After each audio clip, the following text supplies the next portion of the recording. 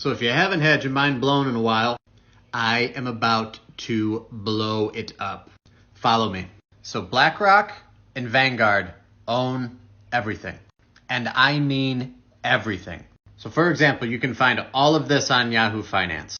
Go there, type in a company, look at the ownership breakdown. This is Pepsi. Vanguard, BlackRock, State Street. This is Coca-Cola. These are the food brands they own. I'm telling you, just go to Yahoo Finance and look it up. This is no bullshit. They own Twitter, they own Facebook, they own Alphabet, which is the parent company of Google and YouTube. They own Apple, they own Microsoft. They are enormous investors in Android. So Apple and Android, both owned by them.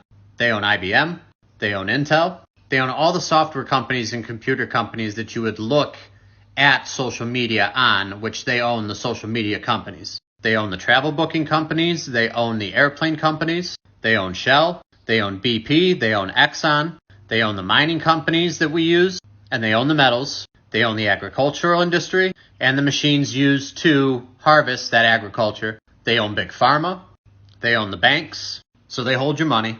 They also own Visa, they own MasterCard. They own practically everything. They work closely with the federal government, giving them loans and grants. They own the media you watch, CBS, NBC, CNN, HBO, TNT, Stars. And feel free to fact check me. Go to Yahoo Finance, type in these companies, and look at the top 4 or 5 stockholders. You will find Vanguard and BlackRock and sometimes Berkshire Hathaway at the top every time. The more companies you type in, the more this is going to freak you out. So who invests in Vanguard and BlackRock, and who does Vanguard and BlackRock invest their money into? The Clintons, the Bushes, the Obamas, Schiff, Pelosi, Schumer, McConnell. And so when you go to look up who owns Vanguard, it's private.